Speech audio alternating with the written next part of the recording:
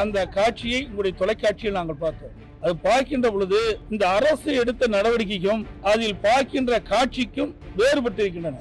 ஆகவே உண்மை குற்றவாளிகளை எவ்வளவு பெரிய ஸ்தானத்தில் இருந்தாலும் அவளை கண்டறிந்து நடவடிக்கை எடுக்க வேண்டுமென்றால் இந்த வழக்கை சிபிஐயிடம் ஒப்படைத்தால்தான் நடுநிலையோடு உண்மை குற்றவாளிகள் கண்டுபிடித்து தண்டிக்கப்பட முடியும். ஆம்ஸ்ட்ராங் கொலை வழக்கில் கைதாகிய குற்றவாளி முன்னாள் அமைச்சர் ஆவடி நாசருடன் இருப்பது போன்ற புகைப்படம் வெளியாகி இருப்பது குறித்து செய்தியாளர் எழுப்பிய கேள்விக்கு அதிமுக பொதுச் செயலாளர் எடப்பாடி பழனிசாமி பதிலளித்துள்ளார்.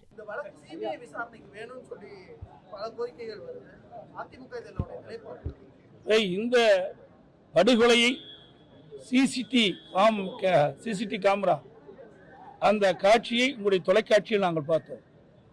அது பார்க்கின்ற பொழுது இந்த அரசு எடுத்த நடவடிக்கைக்கும் அதில் பார்க்கின்ற காட்சிக்கும் வேறுபட்டிருக்கின்றன. ஆகவே அந்த குடும்பத்தை சார்ந்தவர்களும் பிஎஸ்பி கட்சியுடைய நிர்வாகிகள் தொண்டர்கள் சந்தேகிப்பது சரிதான் எனப்படுகிறது.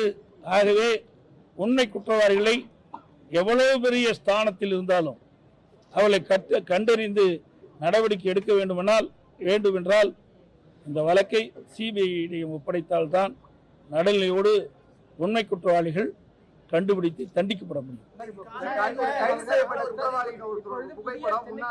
அமைச்சர் ஆவடி நாசரோடு இருக்கிற மாதிரி புகைப்படங்கள் வெளியிடப்படுது. இதெல்லாம் நீங்க திரும்ப திரும்ப யாரா இருந்தாலும் தண்டிக்கப்படும் சொல்ல வரீங்களா? அப்படின்னு கிடையாது. இப்ப காவல்துறை விசாரணை வளையத்தில் பல பேர்த்த சேர்த்திருக்கிறாங்க.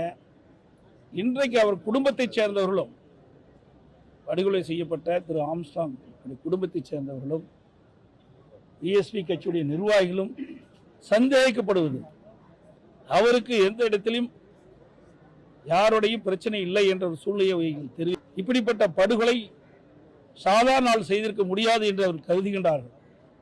ஆகவேதான் அவருடைய சந்தேகத்தை போக்கின்ற விதமாக இந்த வழக்கு நடுநிலையோடு நடைபெற வேண்டுமென்றால் இந்த வழக்கை சிபிஐயிடம் ஒப்படைக்கப்பட்டால்தான் உண்மை குற்றவாளிகள் கண்டுபிடிக்க முடியும்.